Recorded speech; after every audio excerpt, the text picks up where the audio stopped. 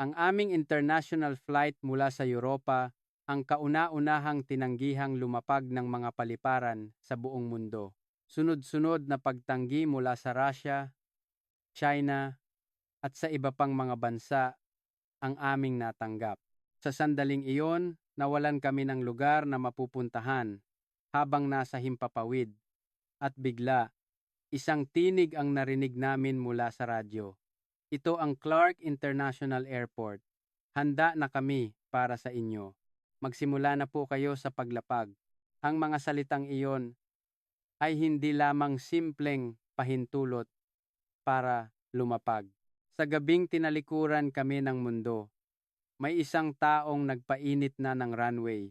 May isang nag-antay na kasama ang medical team at may isang tahimik na kumikilos upang siguruhing walang buhay na masasayang.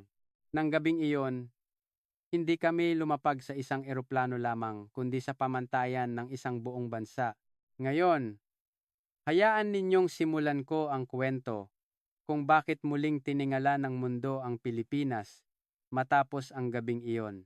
Kung sa tingin ninyo ay maipagmamalaki ang Pilipinas matapos marinig ang kwentong ito, mangyaring mag-iwan ng komento ng mabuhay at huwag kalimutang mag-subscribe at i-like ang channel para sa mas marami pang nakaaantig na kwento.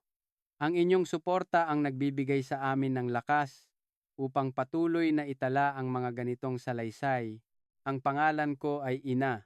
Isa akong flight attendant na may nasyonalidad na Taiwanese. 13 taon na ang nakatala sa aking resume. Naging responsable ako sa mga pangunahing ruta sa Europa at walang lugar mula London hanggang Paris, Frankfurt at maging sa Moscow na hindi ko napuntahan. Taon-taon akong sumasailalim sa aviation safety education at halos kabisado ko na ang bawat manual. Naranasan ko na ang halos lahat ng sitwasyon, mula sa matinding turbulence, mga lasing na pasahero, hanggang sa mga alarma ng sunog sa loob ng eroplano. Kaya naman, may tiwala ako sa aking sarili. Inakala kong anumang sitwasyon ang dumating, kailangan ko lang sundin ang manual. Ang pagiging flight attendant, sa huli, ay produkto ng pagsasanay. Panatilihin ang kahinahunan, sundin ang tamang pamamaraan, at bigyan ng kapanatagan ng loob ang mga pasahero. Iyon ang lahat ng pinaniniwalaan ko. Ngunit ng gabing iyon, nagsimulang gumuho ang lahat ng aking katiyakan. Isa itong long-haul flight mula sa Europa. Ang eroplano na may lulang 314 na pasahero ay maayos na lumilipad. Kasama ang mga mas batang tripulante. Sinuri namin ang serbisyo sa loob ng eroplano, tiningnan ang mga upuan ng may maliliit na bata at binigyan ng kumot ang ilang matatandang pasahero. Isa itong ordinaryong paglipad sa gabi, hindi bababa sa hanggang sa sandaling iyon. Tumunog ang babala ng problema sa sistema ng makina mga 4 na oras matapos kaming mag-take off. Noong una, inakala kong isa lamang itong error sa sensor. Paminsan-minsan ay nangyayari ang mga ganitong babala. Ngunit iba ang pakiramdam na nagmumula sa sabungan. Iba ang ekspresyon ng kapitan kaysa sa karaniwan. At ang co-pilot ay paulit-ulit na may tinitingnan. Ang kasamahan ko na nakaupo sa tabi ko sa upuan ng tripulante ay bumulong. May mali. Iba ang hangin. Umiling ako. Inisip kong kinakabahan lang siya dahil kulang pa sa karanasan. Kung mayroon man akong natutunan sa mahigit 10 taong pagtatrabaho, iyon ay hindi dapat maunang mag-alala ang tripulante. Payapa pa ang loob ng eroplano. Ang mga pasahero ay nanonood ng pelikula o natutulog at walang sino man ang nakapansin sa anumang problema. Ngunit alam ko, ang tensyon na namamagitan sa sabungan at sa upuan ng mga tripulante. Isang bigat na hindi maipaliwanag ngunit malinaw na nararamdaman. Unti-unting pumasok sa isip ko ang kutob na hindi ito isang problemang malulutas ng manual. Ang karanasang naipon ko sa loob ng 13 taon ay nagsasabi sa akin, iba ito. Tinawag ako ng kapitan sa sabungan. Pagbukas ko ng pinto, nakita ko ang ilang pulang ilaw sa instrument panel. Mga ilaw ng babala na hindi karaniwang nakikita. Ipinaliwanag ng kapitan ang sitwasyon sa mahinahong boses. May pagbaba ng lakas sa isa sa mga makina at maging ang backup system ay hindi matatag. Walang agarang panganib na bumagsak, ngunit imposible nang ipagpatuloy ang paglipad. Kailangan ng emergency landing. Iyon ang kanyang sinabi. Tumango ako. Sinabi ko sa sarili ko na kumilos lamang ayon sa pagsasanay. Inayos ko sa aking isipan ang mga salitang sasabihin sa mga pasahero at inalala ang mga pamamaraan para sa emerhensiya. Kaya ko ito, isa akong veterano, kaya ayos lang, paulit-ulit kong sinabi. Ngunit mayroong mali. Bakit nanginginig ang aking mga kamay? Bakit kailangan kong huminga muli ng malalim bago magsalita? Ang kumpiyansang binuo ko sa loob ng 13 taon, ang pagsasanay na inulit ko ng daan-daang beses, bakit parang walang silbi ang lahat ng iyon sa sandaling ito? Paglabas ko ng pinto ng sabungan, napagtanto ko. Ang pagiging mayaman sa karanasan ay nangangahulugang naranasan mo na ang parehong sitwasyon ng paulit-ulit. Ngunit, ang sandaling ito ay ang una. Iba ito sa lahat ng sitwasyong naranasan ko. Totoong nakasulat sa manual ang pamamaraan para sa emergency landing, ngunit ang bigat ng responsibilidad para sa mahigit 300 buhay sa himpapawid ay hindi mailalarawan sa salita. Pagbalik ko sa cabin, isang pasahero ang tumingala sa akin at nagtanong, "Ayos ka lang ba?" "Namumutla ka." Ngumiti ako at sumagot, "Ayos lang po. Magsisimula na po kami sa serbisyo ng inumin." Ngunit napansin kong bahagyang mas mataas ang tono ng aking boses kaysa sa karaniwan. Mula noon, nagsimulang gumuho ang isang bagay sa loob ko. Bago ko pinindot ang buton para sa anunsyo sa eroplano, nag-atubili ako. Ano ang dapat kong sabihin sa mga pasahero? Dapat ko bang sabihin ng tapat na mag-emergency landing kami dahil may problema sa makina? O dapat ko bang sabihin sa paraang hindi direkta, natitigil tayo sandali sa isang hindi planadong destinasyon? Sa kabila ng aking 13 taong karera, sa maikling sandaling iyon, hindi ako makapagpasya. Sa huli, pinili ko ang gitnang paraan. Dahil sa isang pagsusuri sa eroplano, nakatakda tayong lumapag sa pinakamalapit na paliparan, anunsyo ko. Ito ay isang hakbang para sa inyong kaligtasan, kaya't huwag po kayong mag-alala. Kalmado ang aking boses at tuloy-tuloy ang aking mga salita. Ngunit pagkatapos ng anunsyo, nang ibaba ko ang mikropono, naramdaman kong basa ng pawis ang aking palad. Sa sabungan, nagsimula na silang makipag-ugnayan sa pinakamalapit na paliparan. Nakaupo ako sa upuan ng tripulante at nakikinig sa nilalaman ng radyo. Ang boses ng kapitan ay nananatiling propesyonal. Ipinaliwanag niya ang sitwasyon, humiling ng pahintulot para sa emergency landing, at nagtanong tungkol sa kinakailangang suporta. Ayon sa pamamaraan, ayon sa nakasulat sa manual, ang unang tugon ay mula sa Russia. Ito ang pinakamalapit na malaking paliparan base sa distansya. Inaasahan kong tatanggapin nila kami.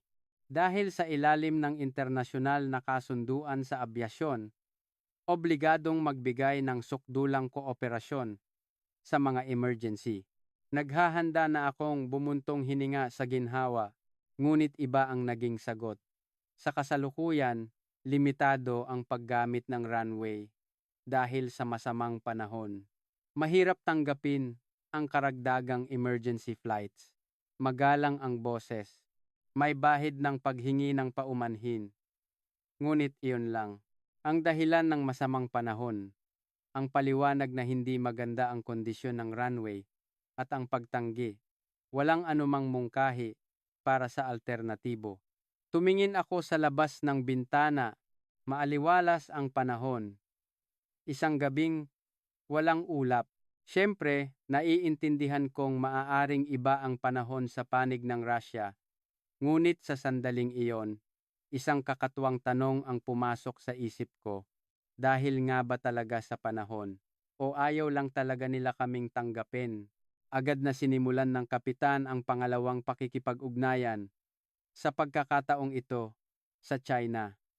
Ang Pudong Airport sa Shanghai, isa sa pinakamalaking hub sa Asia. May pag-asa akong hindi kami tatanggihan dito. Hindi ko namamalayan, naikuyom ko ang aking mga kamao.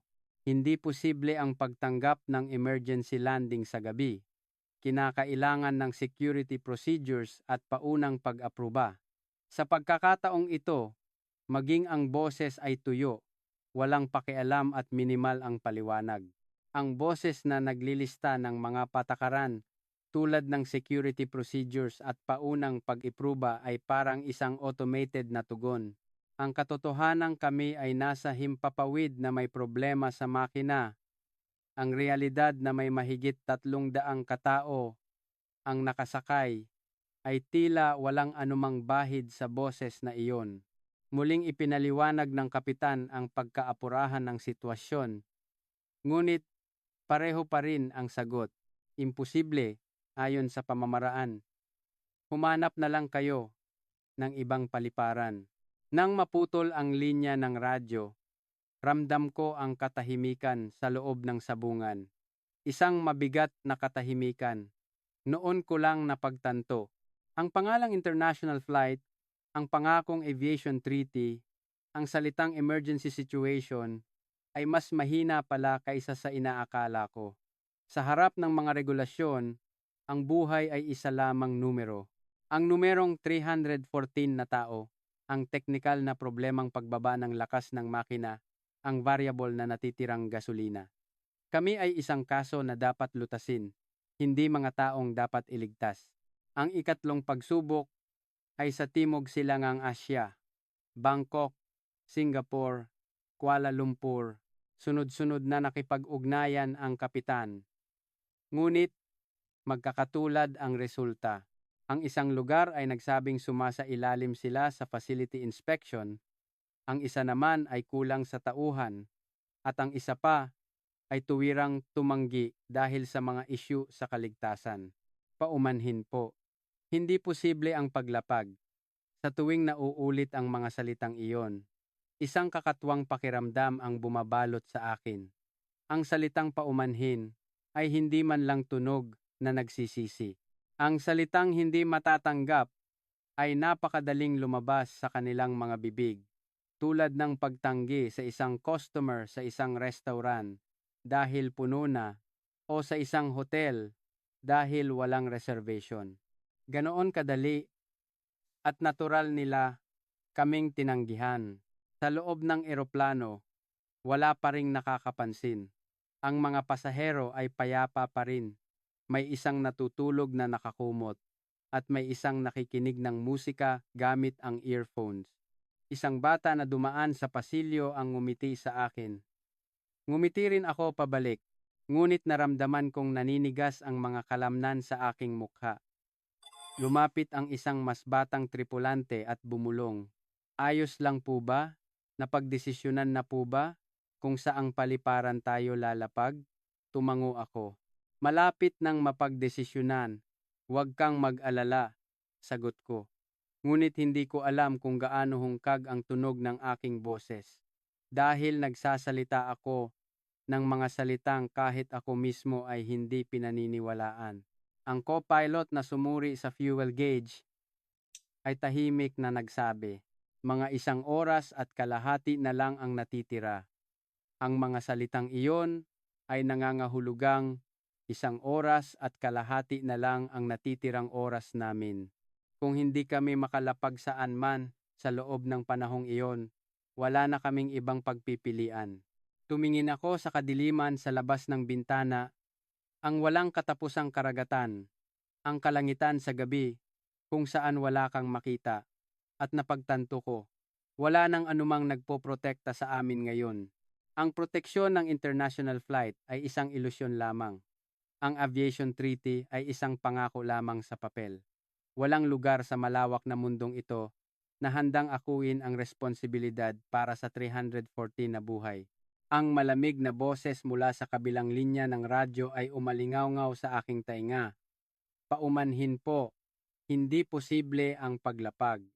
Hindi ko alam na ganito pala kabigat ang kahulugan ng salitang hindi matatanggap. Ang panonood sa pagbaba ng numero sa fuel gauge ay isang malupit na karanasan. 1 oras at 20 minuto, 1 oras at 10 minuto, 55 minuto. Sa paglipas ng panahon, lumiliit ang saklaw na maaari naming marating. Ang bilog sa mapa ay unti-unting lumiliit at isa-isang nawawala ang mga opsyon. Hindi na nagsasalita ang kapitan. Ang co-pilot ay abala sa pagpindot sa calculator. Nakatayo lang ako habang pinakikinggan ang tunog na iyon. Walang magawa. Doon nagsimulang maramdaman ang pagbabago sa loob ng eroplano. Noong una, banayad lang. 1 o 2 pasahero ang tumingin sa kanilang relo at kumunot ang noo. Napansin nilang mas mahaba na ang oras ng paglipad kaysa sa inaasahan. Di nagtagal, ilang tao ang pumindot sa call button ng tripulante. Nagtanong sila kung kailan kami darating, kung bakit tumatagal. Ngumiti ako at ipinaliwanag na inayos namin ang ruta dahil sa problema sa agos ng hangin. Kung maghihintay pa po kayo ng kaunti, magkakaroon na po ng anunsyo. Hindi iyon kasinungalingan. Ngunit, hindi ko rin sinasabi ang lahat. Tumango ang mga pasahero, ngunit hindi sila tumingin ng diretsyo sa aking mga mata. Ibig sabihin, hindi sila naniniwala. Sa kabilang pasilyo, nagsimulang umiyak ang isang bata. Sinubukan siyang patahanin ng kanyang ina, ngunit walang nangyari. Nang umalingaw-ngaw ang iyak ng bata sa loob ng eroplano, isa-isang nagising ang mga taong natutulog. Nagbago ang kapaligiran. Ang pakiramdam na may mali, isang hindi maipaliwanag na pagkabalisa, ay nagsimulang kumalat sa hangin. Sumenyas ako sa mga mas batang tripulante. Libutin ang kani-kanilang lugar. Pakalmahin ang mga pasahero, mag-alok ng tubig, kumot, at kung kinakailangan, kahit merienda, kailangang may gawin. Kung mananatiling nakatayo lang, kakalat ang pagkabalisa, ngunit kung makikita ng mga tao ang mga tripulanteng abala, iisipin nilang ayos pa ang lahat. Noon bumukas ang pinto ng sabungan. Muli akong tinawag ng kapitan. Sa kanyang ekspresyon pa lang, alam ko na, hindi magandang balita. Lumunok ako at pumasok sa loob. Ang mga pulang ilaw sa instrument panel ay naroon pa rin. At ang numerong nagpapakita ng natitirang gasolina ay lalo pang bumaba. Ipinakita sa akin ng co-pilot ang mapa. Ipinapakita nito ang mga paliparan na maaari pa naming marating mula sa aming kasalukuyang lokasyon. Kakaunti na lang ang mga tuldok na natitira sa loob ng bilog, at kahit ang mga iyon ay maliliit na paliparan na hindi kumpleto ang pasilidad na nauna na naming tinanggihan, bumuntong hininga ang kapitan. Sa unang pagkakataon, nagpakita siya ng pagod na ekspresyon. Maingat na nagmungkahi ang co-pilot ng isa pang lugar. Itinuro niya ang isang tuldok sa mapa. Tiningnan ko ang lugar na iyon. Pilipinas, Clark International Airport. Sa distansya, abot kamay pa ito. At dahil isa itong malaking paliparan, hindi dapat maging problema ang mga pasilidad. Ngunit mayroong kakaiba. Bakit ngayon lang lumabas ang pangalang iyon? Tumingin ang kapitan sa aking mga mata at humingi ng opinyon. Hindi ako makasagot. Sa totoo lang, magulo ang isip ko. Ano ba ang alam ko tungkol sa bansang Pilipinas? Ang pangalan ng lungsod na Maynila, ang OPM bilang isang genre ng musika, at ilang malabong imahe. Isang bansang mabilis umunlad, mga kwentong mataas, ang teknolohiya, Ngunit kasabay nito, mga sabi-sabing magulo, matrapik at komplikado. Ganoon din ang tungkol sa mga paliparan nito. Ang alam ko lang ay maraming flight ang nagtutuon doon. Narinig ko sa mga kasamahan ko na mahirap daw kapag may emerhensiya.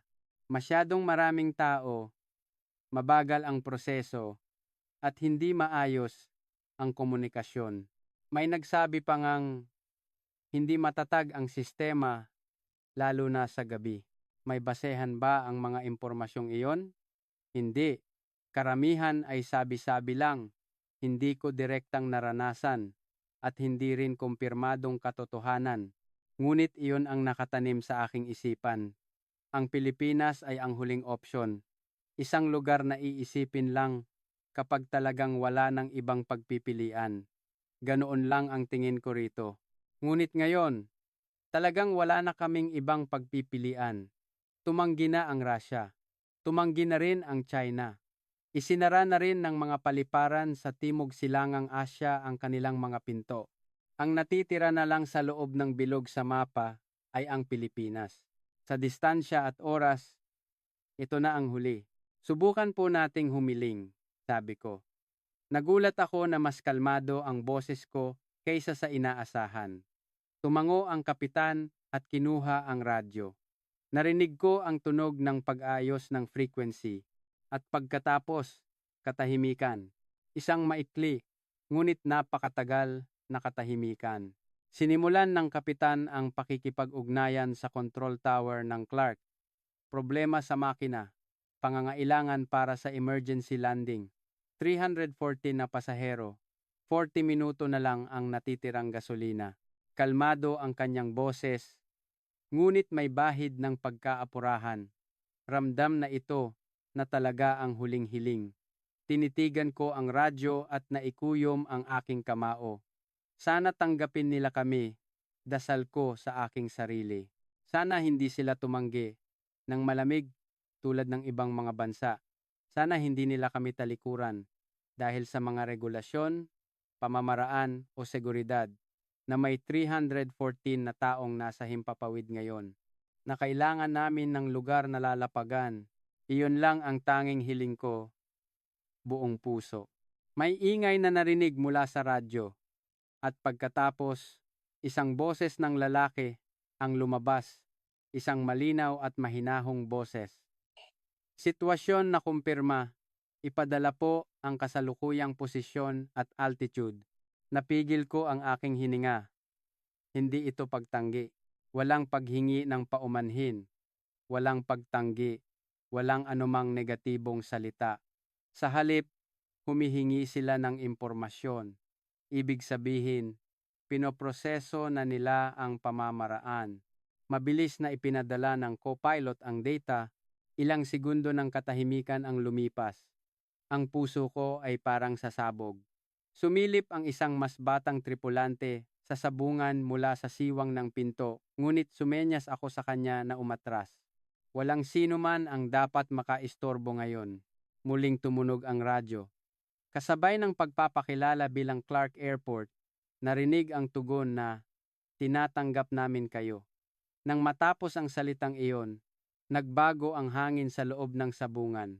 Bumuntong hininga ang kapitan sa ginhawa, pumikit ang co-pilot at tumango.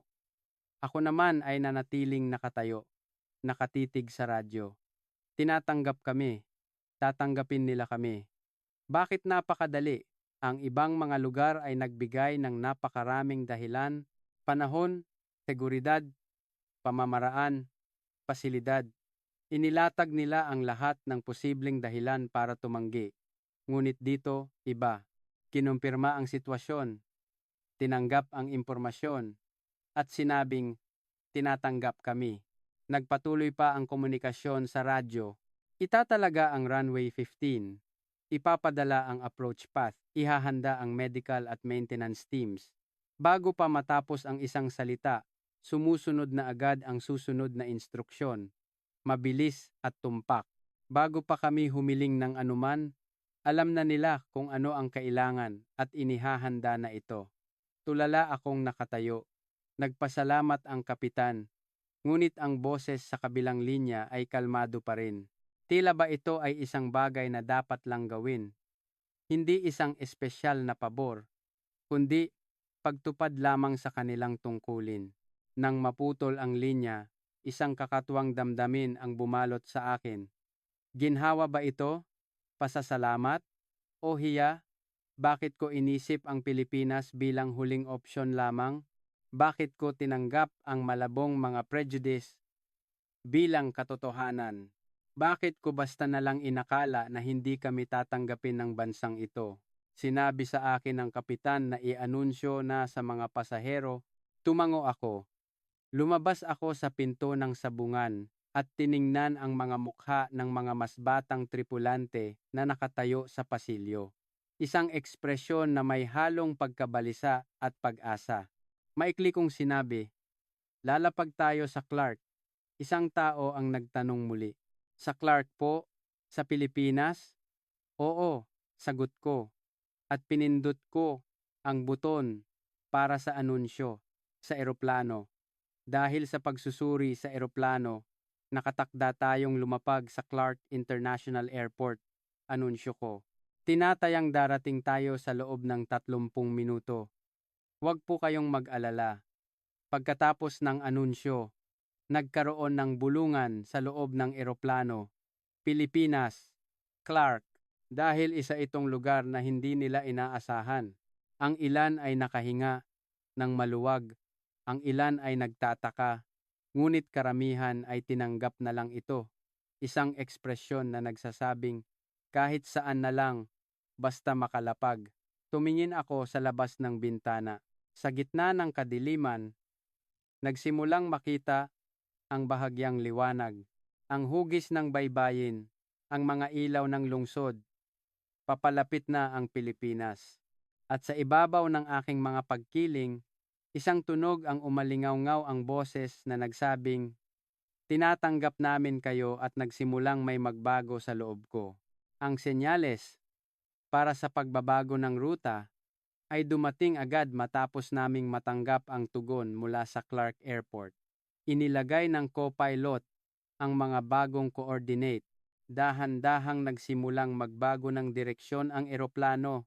Ang ayos ng mga bituin sa labas ng bintana ay unti-unting nagbago. Nakaupo ako sa upuan ng tripulante at pinakiramdaman ang paggalaw ng eroplano, ang bahagyang pag-alog, ang pagbabago sa tunog ng makina, ang daloy ng hangin, mga pakiramdam na natutunan ng aking katawan sa loob ng 13 taon. Binabantayan ng kapitan ang mga panel ng instrumento. Habang tinitingnan ko ang kanyang likod, tahimik kong inayos ang aking paghinga. 30 minuto na lang. Kailangan naming magtiis. Makakalapag na kami sa lupa. Sinabi nilang handa na ang medical team at maintenance team. Naiwasan na ang pinakamasamang sitwasyon. Sinubukan kong pakalmahin ang aking sarili. Ngunit narinig ko ang boses ng co-pilot. Iba ang kanyang tono kaysa sa karaniwan. May halong pagkamangha at pagkalito. Anong problema? Tanong ng kapitan. Pagkatapos ng ilang sandali ng katahimikan, sumagot ang co-pilot. May kakaibang paggalaw na nakikita sa radar. Napalingon ako sa direksyon ng sabungan. Pinalaki ng co-pilot ang screen. May ilang tuldok na nakikita roon, mga eroplano. Ngunit mayroong kakaiba. Ang lahat ng tuldok na iyon ay gumagalaw sa iisang direksyon, tila nagtitipon sa isang lugar sa Pilipinas. May ilang eroplano na nagbago ng ruta tulad namin. Mga flight mula sa Europa, mula sa kontinente ng Amerika, at maging ang isang eroplanong tila galing sa gitnang silangan. Lahat ay patungo sa Clark. Bawat isa ay maaaring may iba't ibang dahilan. Problema sa panahon, sira sa eroplano, medikal na emerhensiya, ngunit pareho ang resulta. Lahat sila ay patungo sa Pilipinas. Nagsimulang magbilang ang co-pilot. 1, 2, 3. Ang bilang ng eroplano na ipinapakita sa screen ay 7 lahat-lahat. Kasama kami. 8. 8 eroplano na patungo sa iisang paliparan sa parehong oras. Hindi ako makapaniwala sa numerong iyon. Ano kaya ang mangyayari sa normal na sitwasyon? Magkakaroon ng utos na mag-holding pattern. Bawat eroplano ay kailangang maghintay sa kanilang pagkakataon habang umiikot sa itinakdang altitude. Magkakaroon ng tensyonadong komunikasyon sa pagitan ng control tower at ng sabungan. Sino ang unang lalapag? Ano ang estado any gasolina? Gaano kaapurahan ang sitwasyon? Hindi maiiwasan ang kaguluhan. Ngunit iba ngayon. Dumating ang bagong instruksyon mula sa control tower. Ang aming eroplano ay dapat manatili sa altitude na 3,000 metro. Ang bilis ay dapat ayusin sa 120 kilometro bawat oras. Ang anggulo ng paglapag ay ipinadala kasama ang eksaktong mga coordinate. Sinunod ng kapitan ang mga instruksyon. At pagkatapos, isang kakatuwang bagay ang nangyari. Ang ibang mga tuldok sa screen ng radar ay nagsimula ring gumalaw.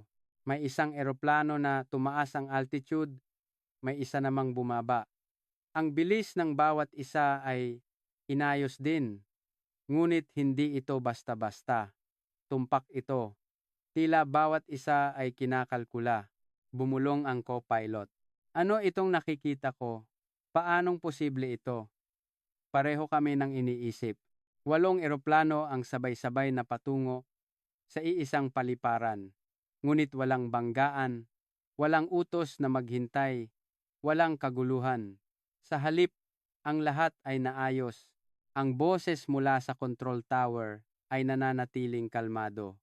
Binibigyan nito ang bawat eroplano ng eksaktong agwat ng oras. Ang pagkakasunod-sunod ng paglapag ay itinalaga na may 3 minutong pagitan. Sa sandaling dumampi ang isang eroplano sa runway, ang susunod na eroplano ay nasa final approach na at ang kasunod pa nito ay naghahanda ng bumaba. Tumingin ako sa labas ng bintana. Sa gitna ng kadiliman, may nakita akong bahagyang liwanag. Ang ilaw sa likuran ng ibang eroplano. Malayo ito, ngunit malinaw na nakikita. Lumilipad ito sa parehong direksyon namin, patungo sa parehong destinasyon. Kinumpirma ng kapitan sa radyo. Pang-ilan kami sa pila. Agad na sumagot ang control tower. Pang-5 po kayo. May 4 na eroplano na mauuna at susunod kami sa kanila. Itinakda rin nila ang eksaktong oras ng inaasahang paglapag, kinalkula ng co-pilot. Kung 3 minutong pagitan, ang kabuuang oras para sa paglapag ay 24 na minuto. Ibig sabihin, 8 eroplano ang lalapag lahat sa loob ng 24 na minuto. Sa isang ordinaryong paliparan, aabutin ito ng hindi bababa sa 1 oras. Hindi ako makapaniwala. Posible ba talaga ito? 8 eroplano na may iba't ibang laki at bilis, magkakaibang sitwasyong pang-emerhensiya. Posible bang asikasuhin ang lahat ng iyon ng sabay-sabay? At sa gabi pa, sa iisang paliparan, ang kapitan na nakatingin sa screen ng radar ay bahagyang tumikhim. Isang tunog na hindi ko matukoy kung paghanga ba o pagkabigla. Hindi nagsalita ang co-pilot. Ganoon din ako. Nakatitig lang kami sa screen. Pinapanood ang mga tuldok na gumagalaw ng tumpak, gumagalaw sa pinakamaikling ruta ng hindi nagkakabanggaan. Tila may isang taong nakatingin mula sa itaas at isa-isang inaayos ang mga ito sa perpektong linya. Lumapag ang unang eroplano. Dumating ang kumpirmasyon mula sa control tower. Libre na ang runway. Ang susunod na eroplano ay maaaring magsimula na sa paglapag. Agad na nagsimulang bumaba ang pangalawang eroplano. Eksaktong 3 minuto ang lumipas. Nakumpleto ang paglapag ng pangalawa. Sumunod ang pangatlo. Tumingin ako sa aking relo. Nakita ko ang paggalaw ng second hand. Tik-tak, tik-tak. Isang mekanikal at tumpak na ritmo. At kasabay ng ritmong iyon, isa-isang lumapag sa lupa ang mga eroplano, tulad ng isang conveyor belt sa isang pabrika. Hindi, mas sopistikado pa rito, dahil mga buhay na nilalang ang kanilang hinahawakan. Lumapag na hanggang sa ikaapat na eroplano, kami na ang susunod. Ibinigay ng control tower ang huling pahintulot para sa paglapag. Hinawakan ng kapitan ang manibela. Dahan-dahang nagsimulang bumaba ang altitude ng eroplano. Sinuri ko ang aking seatbelt at ikinabit ang sarili sa upuan ng tripulante. Nagsimula nang makita ang Clark Airport sa labas ng bintana. Ang mga ilaw ay maayos na nakahanay. Ang runway, taxiway, terminal, lahat ay nasa tamang lugar. Walang anumang bakas ng kaguluhan. Sa halip, mukha itong payapa, tulad ng isang ordinaryong gabi, ngunit alam ko. Nasa sandaling ito, maraming eroplano ang sabay-sabay na patungo sa paliparang ito. Bawat isa ay may dalang kritikal na sitwasyon. Sa normal na kalagayan, dapat ay naging isang impyerno ito. Ngunit walang nangyayari. O mas tumpak, lahat ng bagay ay nangyayari ayon sa plano. Walang kaguluhan, walang pagkaantala, walang pagkakamali. Habang nakatitig sa mga ilaw, sa labas ng bintana, bumulong ako. Paano nila nagagawang tanggapin ang ganito karaming eroplano ng sabay-sabay? Paanong posible ito? Sa sandaling dumampi ang eroplano sa lupa, naramdaman ko ang impact sa buong katawan ko. Hindi ito isang pisikal na impact. Ito ang tunog ng isang bagay na nabasag sa loob ko. Ang lahat ng aking inaasahan tungkol sa isang paliparan, tungkol sa isang kritikal na sitwasyon, at tungkol sa bansang Pilipinas, ay nagkawatak-watak sa sandaling iyon. Kabanata 5. Masyadong tahimik para sa isang emergency landing. Ang impact ng dumampi ang mga gulong sa runway ay mas banayad kaysa sa inaasahan. Malamang ay dahil sa sanay na pagmamaniobra ng kapitan. Ngunit alam ko, ang paglapag na may problema sa makina ay hindi madaling gawain. Ang mga aral sa kaligtasan na paulit-ulit kong narinig sa loob ng 13 taon ay naglaro sa aking isipan. Mga posibleng mangyari sa emergency landing, pagkawala ng balanse ng eroplano, pagsabog ng gulong, pag-init ng preno, ngunit walang nangyari. Ang eroplano ay matatag na bumagal, at ang mga bumbero sa gilid ng runway ay nanatiling nakaantabay lamang at hindi gumalaw dahil hindi kinailangan. Inilibot ko ang aking paningin sa loob ng eroplano. Kailangan kong suriin ang ekspresyon ng mga pasahero. Inaasahan kong nababahala sila dahil narinig nila ang mga salitang emergency landing, mga iyak, mga dasal, mga hikbi. Hinihintay ng aking mga tainga ang mga tunog na iyon. Ngunit tahimik ang eroplano, kakaibang tahimik. Ilang pasahero ang nakatingin sa labas ng bintana, ngunit wala akong nakitang mukhang takot na takot. Sa halip, mga ekspresyon ng ginhawa. Isang matandang mag-asawa ang magkahawak kamay, at isang dalaga ang kinuha ang kanyang cellphone at nagsuri ng mga mensahe. Bakit walang natatakot? Kaka-emergency landing lang namin dahil sa problema sa makina. Lumapag kami sa isang paliparang hindi namin dapat pupuntahan, isang lugar na wala sa plano. Sa normal na kalagayan, dapat ay nagkakagulo na. Pagkatapos ng anunsyo ng kapitan tungkol sa ligtas na paglapag, pumalakpak ang mga pasahero. Isang maikli at mahinang palakpak. Nakipalakpak din ako. Ngunit sa isang sulok ng aking puso, mayroon akong kakatwang pakiramdam. Kung mayroon man akong natutunan sa aking 13 taong karera, iyon ay sumusunod ang krisis sa isang tiyak na pattern, tensyon, takot, kaguluhan, at pagkatapos ay ginhawa. Dapat may ganoong pagkakasunod-sunod. Ngunit ngayon, Tila lumaktaw kami sa lahat ng iyon at diretso sa ginhawa. Habang papunta ang eroplano sa gate, tiningnan ko ang loob ng paliparan mula sa bintana. Inaasahan kong magiging magulo dahil maraming eroplano ang sabay-sabay na nag-emergency landing. Mga taong tumatakbo, mga sasakyang abala, at mga tunog ng sirena kung saan-saan. Ngunit tahimik ang paliparan. May mga empleyado ng paliparan, medical staff, at maintenance crew, ngunit walang tumatakbo. Bawat isa ay nakatayo sa kanilang itinalagang pwesto at ginagawa ang kanilang itinalagang trabaho, tila pinagpraktisan.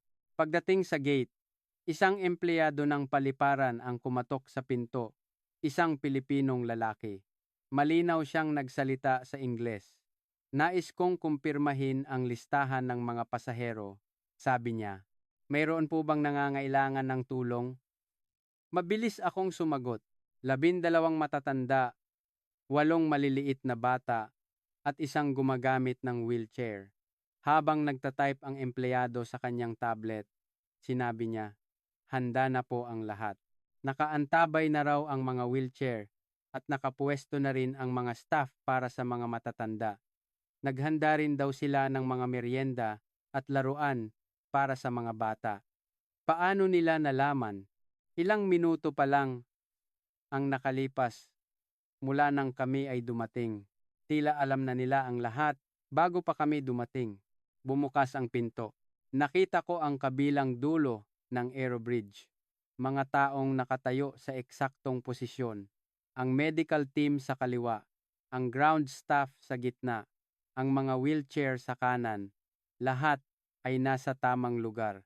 Nagsimulang bumaba ang mga pasahero. Agad na nilapitan ng isang staff ang gumagamit ng wheelchair at binati siya sa Ingles, sa Aleman, at sa aking sariling wika, Taiwanese. Bawat matanda ay inalalayan ng isang staff. Ang isang bata na malapit nang umiyak ay nilapitan ng isang staff. Lumuhod ito at inabutan ng isang maliit na laruang tarsier. Ang natitirang mga pasahero ay tahimik na pumila at naglakad. Walang sumisigaw. Walang nagtutulakan. Sumunod sila sa taong nasa unahan nila, dahan-dahan at maayos na gumagalaw. Habang pinagmamasdan ko ang eksenang iyon, napagtanto ko, hindi kami ang kumokontrol. Ang sistema ang gumagabay sa mga tao, isang hindi nakikitang kaayusan, isang paunang binalak na plano, ang natural na nagpapakilos sa lahat. Naranasan ko na ang 12-dosenang mga paliparan. Ang Heathrow sa London, ang Charles de Gaulle sa Paris, ang Frankfurt.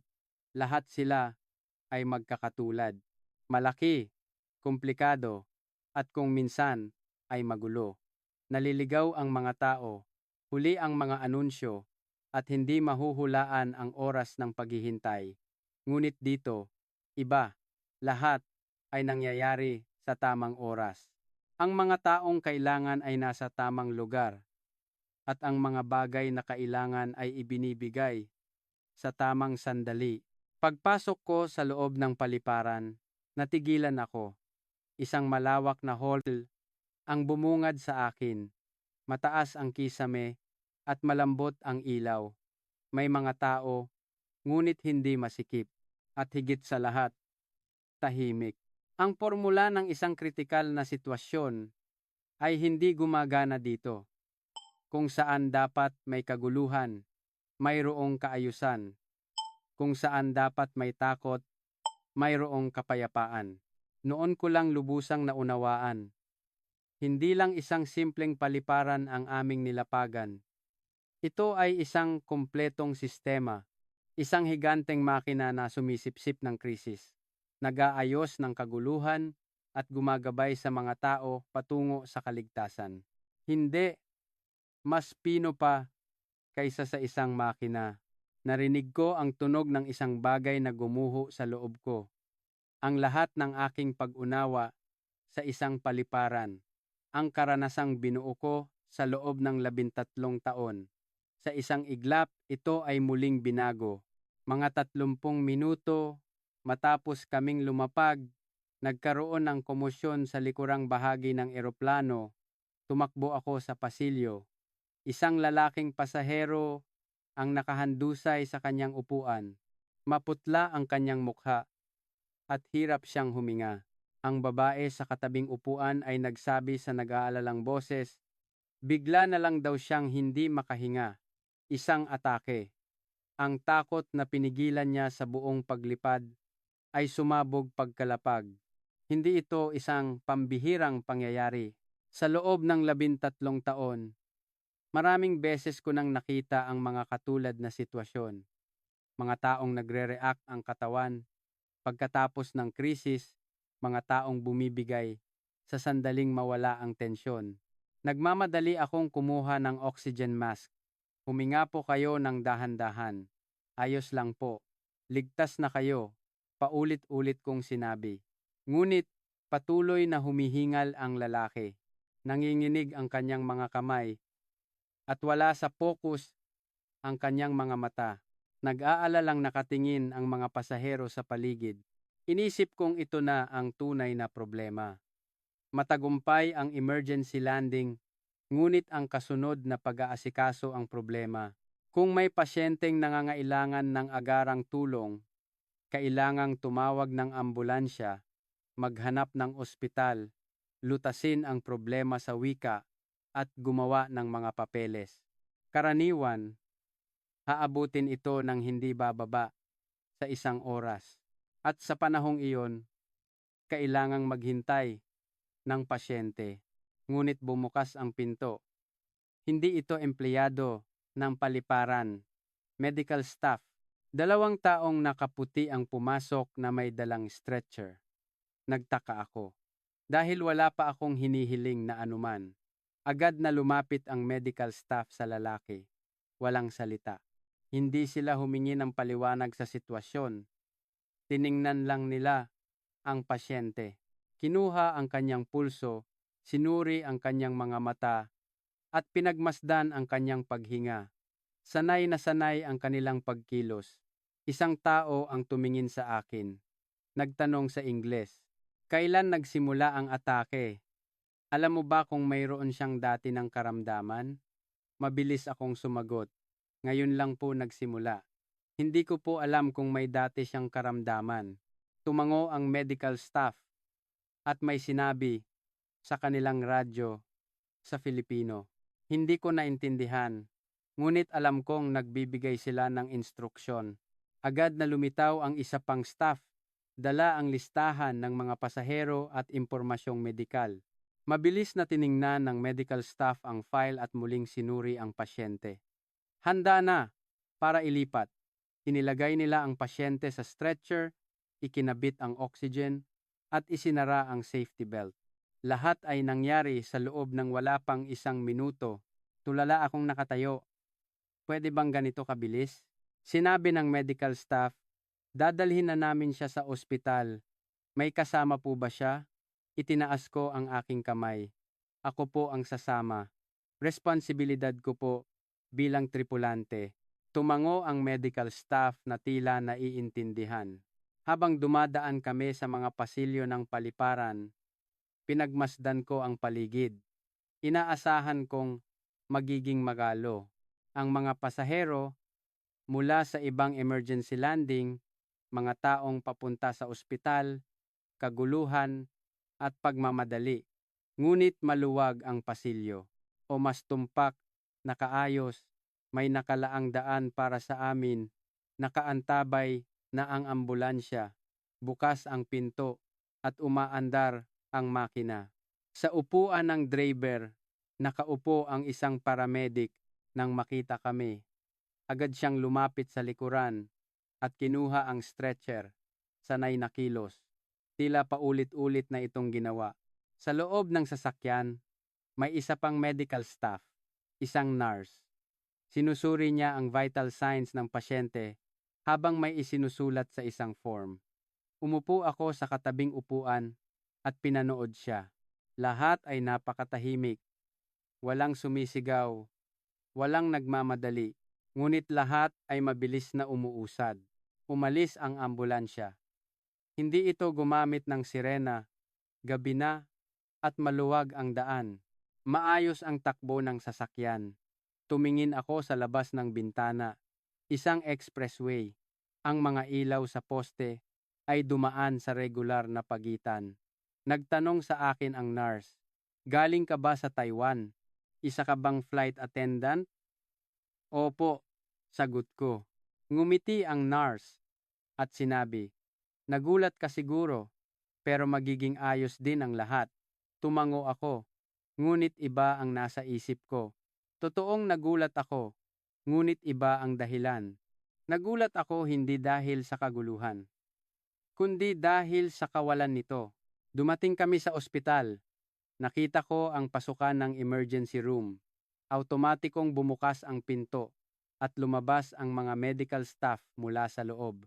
Kinuha nila ang stretcher at pumasok. Sumunod ako sa kanila. Tahimik ang emergency room. May ilang pasyente akong nakita, ngunit hindi ito magulo. Bawat isa ay nakahiga sa espasyong hinati ng mga kortina. Kalmadong kumikilos ang mga medical staff. Agad na inilagay ang aming pasyente sa isang bakanteng kama. Dumating ang isang doktor, isang batang babae. Nagsalita siya sa Ingles. "Susuriin ko po ang kalagayan ng pasyente. Maghintay lang po kayo sandali." Tumango ako at lumabas. Umupo ako sa waiting area, isang plastic na upuan, ngunit hindi naman masama sa pakiramdam. Sa dingding, may mga nakapaskil na anunsyo sa Filipino, Ingles, Chinese, at iba pang wika. Noon ko lang napagtanto, wala pa akong anumang papeles na sinusulatan. Hindi pa nila kinukumpirma ang aking insurance. Hindi pa nila tinitingnan ang aking ID. Karaniwan, iyon ang unang dapat gawin. Ngunit dito, walang humingi. Ang pasyente ang una, ang pagsusuri sa kalagayan ang una, ang paggamot ang una, ang mga papeles ay sa huli na. O baka naman, ang mga papeles ay pinoproseso na sa ibang lugar. Mga 30 minuto ang lumipas, lumabas ang doktor. Sinabi niyang stable na ang pasyente. Isang panic attack nga, at pagkatapos bigyan ng gamot, bumalik na sa normal ang kanyang paghinga. "Obserbahan lang po namin siya magdamag, at bukas ng umaga ay maaari na siyang umuwi," sabi niya. Bumuntong hininga ako sa ginhawa.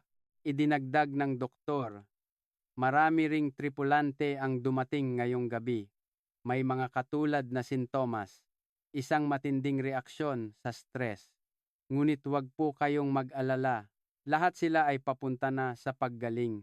Nagtanong ako, "Nasaan po ang ibang mga tripulante?" Ngumiti ang doktor at sumagot, "Nasa wellness lounge na siguro sila ngayon." "Wellness lounge?" Tanong ko. Tumango ang doktor, "Isang pansamantalang pasilidad na inihanda ng paliparan. Isang lugar kung saan makakapagpahinga ang mga tripulante. Pagkatapos makumpirma ang kalagayan ng pasyente, maaari ka na ring pumunta doon." Hindi ko maintindihan. Wellness lounge. Ano iyon? Ngunit hindi na ako nagtanong. Malalaman ko rin naman agad. Paglabas ko ng ospital, lumingon ako. Ang mga ilaw ng emergency room ay maliwanag pa rin. Sa loob, kumikilos ang mga medical staff. Tahimik, kalmado, tumpak. Naisip ko, ang bansang ito, kapag may krisis, hindi sila nagtatanong kung bakit ito nangyari. Alam lang nila kung ano ang dapat gawin ngayon. Ang mga pasyente ay hindi ikinategorya ayon sa numero, kundi ayon sa kalagayan. Muli, may narinig akong gumuho sa loob ko. Ang konsepto ng isang sistemang medikal, ang pamantayan para sa isang emergency. Ang lahat ng natutunan ko sa Europa sa loob ng 13 taon ay muling binago sa isang iglap. Ang sasakyang umalis mula sa ospital ay hindi bumalik sa paliparan kundi sa ibang lugar. Ipinaliwanag ng driver, "Pansamantalang pasilidad po para sa mga tripulante. Isang lugar kung saan kayo makakapagpahinga ng maayos." Tumango ako habang nakatingin sa labas ng bintana. Inisip kong isang hotel ito o isang guest house malapit sa paliparan. Ngunit ang lugar na aming pinuntahan ay iba sa aking inaasahan. Sa pasukan ng gusali, may nakasulat sa Filipino. Hindi ko mabasa, ngunit sa ilalim nito, sa Ingles, nakasulat ang Wellness Lounge. Nakita ko na ang mga salitang iyon. Narinig ko na rin yata kung saan, ngunit hindi ko alam kung ano ito eksakto.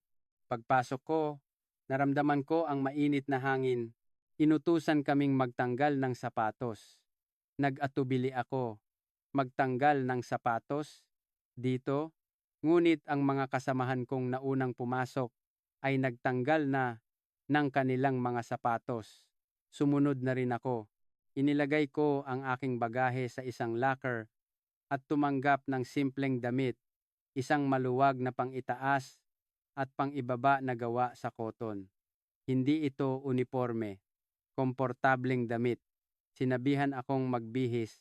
Pumasok ako sa isang silid-bihisan at dahan-dahang hinubad ang aking uniforme, ang damit na isinuot ko sa loob ng 13 taon. Kapag suot ko ang damit na ito, nagiging flight attendant ako.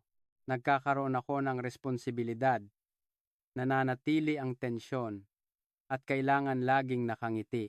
Ngunit ngayon, sa sandaling hinubad ko ang damit na iyon, tila may kasama itong natanggal sa akin. Lumabas ako, isang malawak na espasyo ang bumungad sa akin. Malinis at mainit ang sahig. Hindi, halos mainit na. Sabi nila, may floor heating.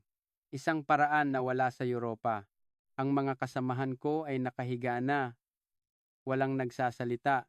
Nakahiga lang sila at nakatingin sa kisame. Humanap ako ng bakanteng lugar at dahan-dahang humiga. Binalot ng mainit na sahig ang aking likod. Noong una, masyadong mainit. Gusto kong bumangon, ngunit unti-unti, nasanay ako. Ang init ay pumasok sa aking katawan. Ang mga nanigas na kalamnan ay nagsimulang lumuwag.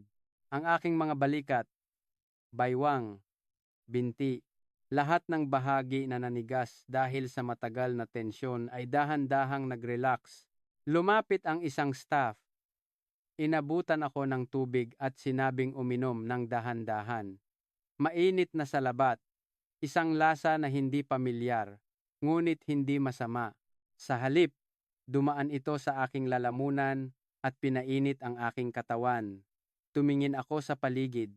May iba pang mga tao, mga Pilipino, mga pamilya, magkasintahan, magkakaibigan. Bawat isa ay nakahiga o nakaupo sa komportableng posisyon, tahimik na nag-uusap, nagbabasa ng libro, o nakapikit lang. Isang kakaibang lugar. Hindi hotel, hindi spa, at hindi rin ospital. Isang lugar na hindi ko alam kung paano ilalarawan. Ngunit isang bagay ang sigurado. Ang mga tao ay nagpapahinga dito, tunay na nagpapahinga. Muling lumapit ang isang staff. Inabutan ako ng merienda, isang mainit na lugaw. Tinanggap ko ito at nagsimulang kumain. Kailan huling beses akong kumain ng ganito kasimpleng pagkain? Hindi ko na matandaan habang kumakain ng lugaw. Napagtanto ko, walang sinumang humihingi ng anuman sa akin. Ngumiti ka, ayusin mo ang iyong postura, mag-ingat ka sa iyong mga salita. Walang nagsasabi ng anuman. Dito, isa lang akong ordinaryong tao, hindi isang flight attendant. Tumulo ang aking mga luha. Hindi ko maipaliwanag kung bakit ako umiiyak. Hindi dahil malungkot ako o dahil masaya ako. Basta tumulo lang ang aking mga luha. Tahimik, dahan-dahan. Hinawakan ng kasamahan kong nakahiga sa tabi ko ang aking kamay. Wala siyang sinabi. Ngunit, sapat na iyon. Ilang oras ang lumipas. Bumangon ako at lumabas. Gusto kong makalanghap ng sariwang hangin. Madilim pa sa labas ng gusali, bago magbukang liwayway. May mga bituin sa langit. Sa di kalayuan, May nakita akong mga ilaw, ang Clark Airport. Hindi ito gaanong kalayuan mula rito. Tinitigan ko ang mga ilaw na iyon. Kahit gabi na, maliwanag, isang liwanag na hindi namamatay. Hindi ito malalakad, ngunit gusto kong makita. Tumawag ako ng taxi. Sinabi ko sa driver na gusto kong pumunta sa viewing deck ng paliparan. Tumango ang driver at umalis kami. Mga 10 minuto ang biyahe. Dumating kami sa viewing deck. Kahit gabi na, bukas ang pinto. May ilang tao, kumukuha ng litrato o nagmamasid lang. Tumayo ako sa harap ng salamin.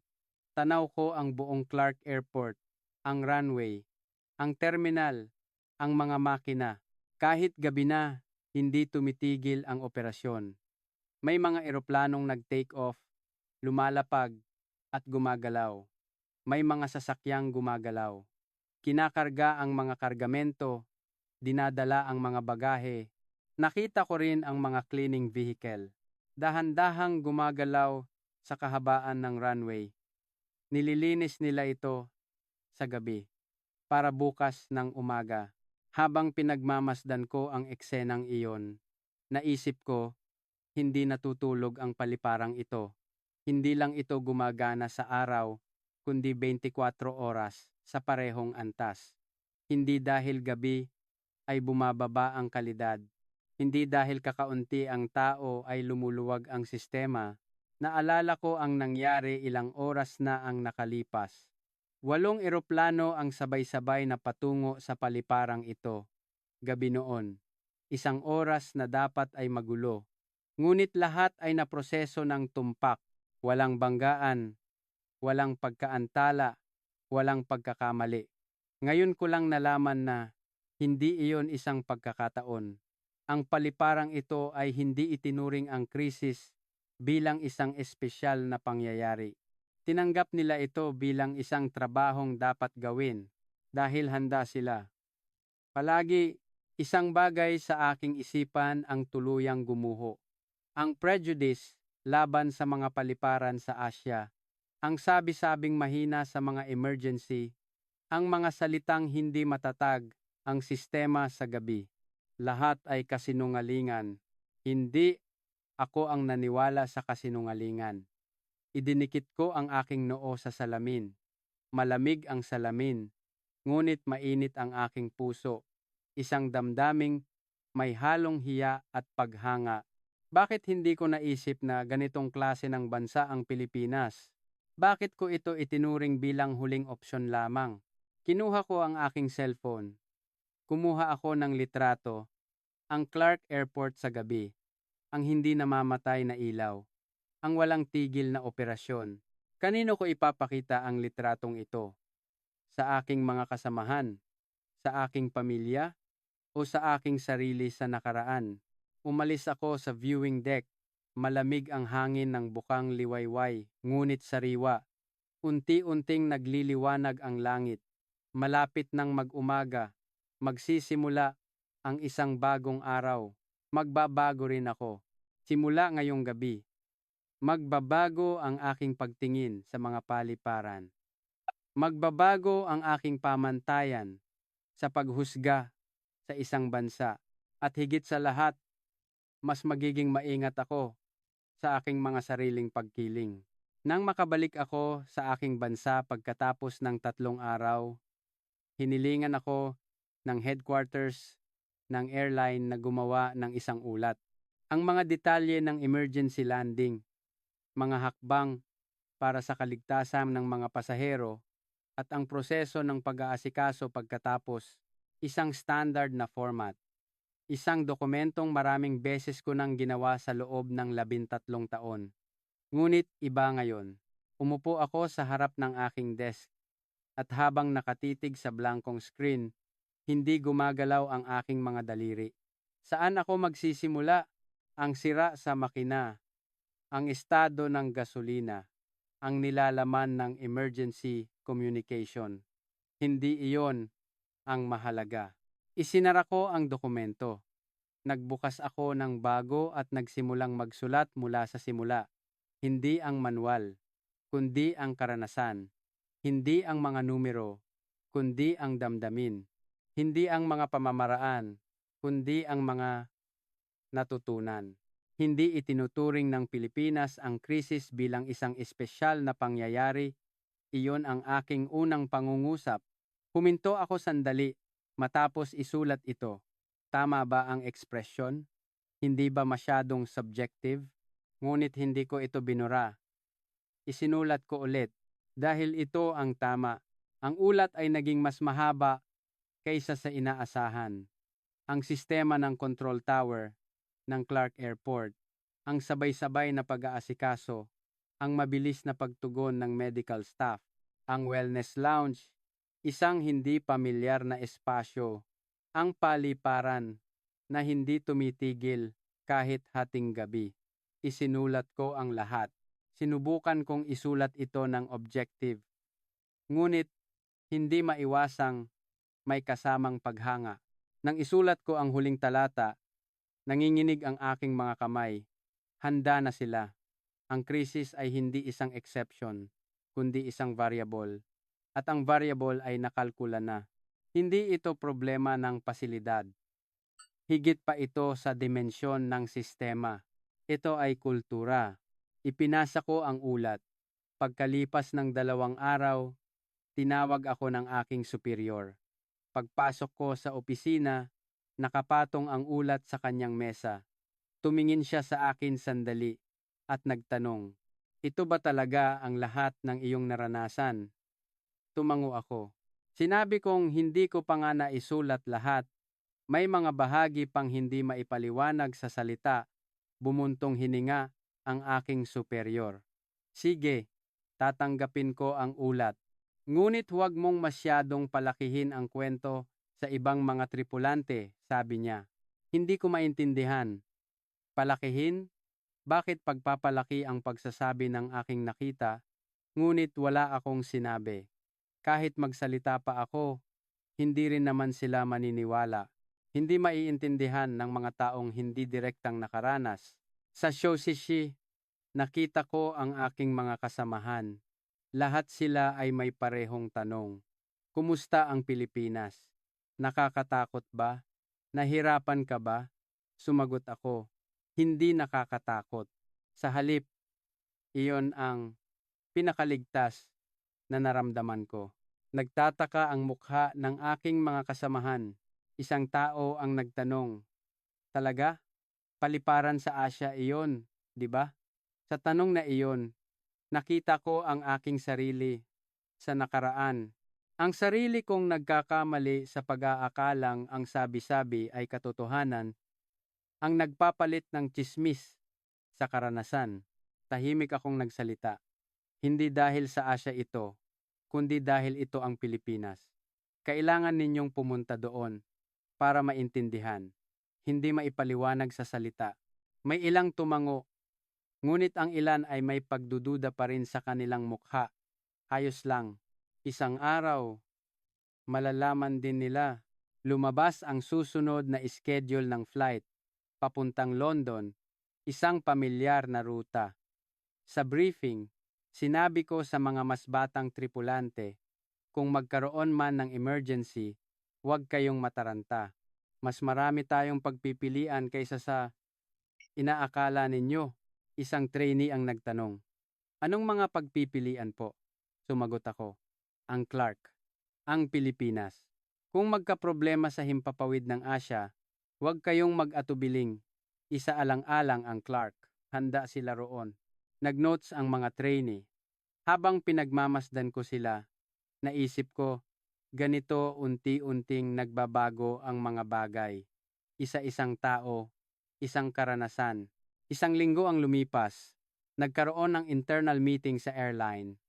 Isang lugar upang talakayin ang mga pagpapabuti sa emergency landing protocol. Dumalo rin ako. Iba't ibang opinyon ang lumabas. Pagpapalakas ng fuel management, pagpapabuti ng communication system, pagpapalawak ng listahan ng mga alternatibong paliparan. Nang ako na ang magsasalita, nagmungkahi ako. Isama natin sa protocol ang Clark Airport bilang prioridad na emergency landing site para sa buong ruta ng Asia Pacific. At idagdag natin sa kurikulum ng pagsasanay ng mga tripulante ang mga kaso ng sistemang medikal at operasyon ng paliparan sa Pilipinas. Natahimik ang conference room. Isang executive ang nagtanong, kailangan pa ba nating gawin iyan? Hindi ba sapat na ang mga kasalukuyang paliparan sa Europa? Ikinuwento ko ang aking karanasan. Ang 8 sabay-sabay na pag-aasikaso, ang 3 minutong pagitan ng paglapag, ang agarang tulong medikal. Ipinaliwanag ko ito gamit ang mga numero. Tumango ang executive. Pag-aaralan natin, sabi niya. Sapat na iyon para sa akin. Ang pagsasabing pag-aaralan ay isang simula na. Umuwi ako at binuksan ang drawer ng aking desk. Naroon ang litrato ng Clark Airport. Ang litratong kinunan ko sa bukang liwayway. Ang hindi namamatay na ilaw. Inilagay ko ang litrato sa isang frame at ipinatong sa aking desk. Tuwing umaga bago pumasok sa trabaho, makikita ko ang litratong iyon at maaalala ko na ang isang paliparan ay hindi lamang isang lugar kung saan lumalapag at umaalis ang mga eroplano. Ito ay isang espasyo kung saan makikita ang paninindigan ng isang bansa, isang lugar kung saan nagkakaroon ng anyo ang pilosopiya nito sa pagharap sa krisis. Isang buwan ang lumipas. Nagkaroon ako ng pagkakataong magsalita sa isang aviation safety forum sa Europa, pagbabahagi ng mga kaso ng emergency landing. Ibinahagi ko ang aking karanasan sa Clark. Mga 100 tao ang nakikinig, mga flight attendant, piloto, at mga opisyal mula sa iba't ibang bansa. Pagkatapos ng aking presentasyon, bumuhos ang mga tanong. Totoo bang 8 eroplano ang sabay-sabay na inasikaso? Walang naging kaguluhan? Bakit napakabilis ng medical staff? Isa-isa kong sinagot ang mga ito. At sa huli, idinagdag ko, kapag dumating ang susunod na krisis, muling hahanapin ng mundo ang Pilipinas. Nagpalakpakan. Hindi ko alam kung palakpak ba iyon ng pagsang-ayon o isang magalang na palakpak, ngunit ayos lang. Naitanim na ang binhi. Nang gabing iyon, mula sa bintana ng aking kwarto sa hotel, tiningnan ko ang tanawin, ang gabi ng Paris. Kumikinang ang Eiffel Tower, isang magandang lungsod. Mahal ko ang lungsod na ito. Ngunit ngayon, alam ko na, iba ang ganda sa kahusayan. Iba ang kasaysayan sa sistema. Kinuha ko ang aking cellphone. Hinanap ko ang website ng Clark Airport. Ipinapakita ang real-time na impormasyon ng mga flight. May mga eroplano pa ring lumalapag at umaalis. Kahit madaling araw na sa Pilipinas. Napangiti ako. At ang katotohanang alam ko ang isang bagay na sa susunod na krisis, alam ko kung saan ako pupunta. Ang Pilipinas ay magiging handa palagi. Ngayon, masasabi ko, mula noong araw na iyon, nagbago ang aking pamantayan sa pagtingin sa mga paliparan. Nagbago ang aking panukat sa paghusga sa isang bansa. Naranasan ko ang isang gabing mas mabigat kaysa sa bigat ng aking 13 taong karera. At naniniwala ako, isang araw, matututunan ng buong mundo ang pamantayang ito. Ang paraan upang hindi ituring ang krisis bilang isang espesyal na pangyayari, kung ano ang isang handang sistema, kung ano ang kaligtasang isinasabuhay bilang isang kultura. Ipinakita iyon ng Pilipinas, sa akin, at sa kalaunan, sa buong mundo.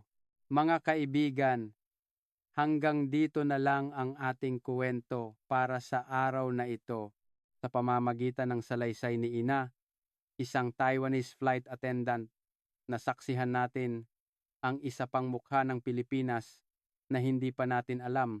Ang Clark Airport ay hindi lamang isang pasilidad, kundi ang mismong pilosopiya ng bansang ito sa kung paano harapin ang krisis.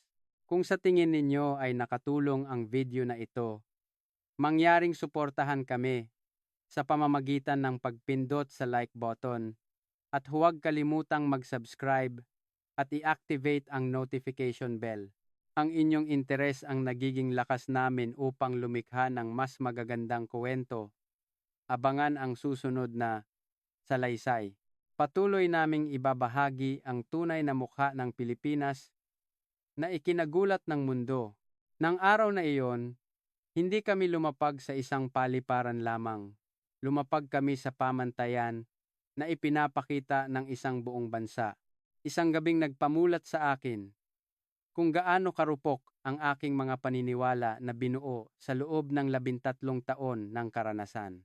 Ngayon, hahayaan kong maging wakas ito ng isang tahimik ngunit napakalakas na kuwentong itinuro sa akin ng gabing iyon. Ang huling opsyon, iyon ang iniisip kong lugar, ngunit ang narinig ko mula roon ay isang napakahinahong boses na nagsasabing, handa na kami. Hindi ko malilimutan kung gaano kalaking determinasyon, pagmamalaki, at hindi mabilang na pagsisikap ng mga tao ang nakapaloob sa mga salitang iyon. Ang tanawin ng paliparan na hindi natutulog mula sa viewing deck ay ganap na nagpabura sa aking prejudice laban sa mga paliparan sa Asya. Ang damdaming may halong hiya at paghanga ay hindi ko malilimutan habang ako'y nabubuhay. Ang lugar na inatawag na wellness lounge, kung saan kami dinala, ang mainit na sahig, ang masarap na salabat, at ang panahong walang hinihingi sa amin. Sa sandaling hinubad ko ang aking uniforme, tila kasama nitong natanggal ang baluti ng pagiging isang flight attendant. Doon, binigyan kami ng tunay na pahinga bilang isang ordinaryong tao. Sa isang taong nasa bingit ng panganib, ang unang dapat iabot ay hindi mga regulasyon o pamamaraan, kundi isang mainit na lugar at isang tasa ng tsaa. Sa simpleng kabaitan na iyon, hindi ko napigilan ang aking mga luha. Ang tunay na lakas ay wala sa pagsigaw o pagpapakitang gilas ng isang bagay na espesyal. Ito ay nasa katahimikan, kung saan natural na gumagana ang sistema, natural na nagtutulungan ang mga tao, at natural na pinangangalagaan ang kaligtasan. Ang Clark Airport ng gabing iyon ay nagpakita ng tahimik na lakas na iyon. Ang pagharap sa krisis hindi bilang isang espesyal na pangyayari, kundi bilang isang bagay na dapat gawin kalmado, ngunit perpekto. Ito ay higit pa sa isang manual. Ito ay ang kultura mismo. Ngayon, malinaw kong naririnig ang boses na iyon mula sa radyo. Ito ang Clark International Airport. Handa na kami para sa inyo. Magsimula na po kayo sa paglapag. Ang mga salitang iyon ay hindi lamang isang simpleng pahintulot para lumapag. Ito ang pinakamaaasahang tulong na inialok ng isang bansa. Hindi na kailangang sabihin pa na mula noong araw na iyon, dahil sa aking ulat, ang pangalan ng Clark ay inilagay bilang prioridad sa emergency landing protocol ng aming airline. Sa lahat ng nanonood ng kwentong ito, marahil ang ating pang-araw-araw na buhay ay pinangangalagaan din ng mga taong hindi natin nakikita na nagpapanatili ng kaayusan at nagpapainit ng mga runway.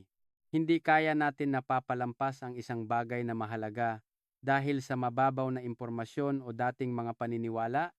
Itinuro sa akin ng karanasan ng gabing iyon na ang tunay na dapat pagkatiwalaan ay matatagpuan sa tahimik na paggawa. Sa aking desk ngayon, may nakadisplay na isang litrato ng Clark Airport bago magbukang liwayway. Ito ay isang liwanag na hindi kailanman mamamatay. Isang parola na laging gagabay sa akin kapag ako'y naliligaw ng landas. At alam ko na sa susunod na harapin ng mundo ang isang krisis, ang bansang iyon ay tiyak na tahimik at handa palagi sa mga lugar na hindi natin alam. Hanggang dito na lang po ang ating kwento para sa araw na ito. Kung naantig ang inyong puso sa salaysay na ito, mangyaring iparinig ang inyong boses sa pamamagitan ng pag-like at pag-comment. at ang pag-subscribe ay isang imbitasyon para sa susunod na kwento. Buong puso naming hinihintay ang inyong muling pagbisita.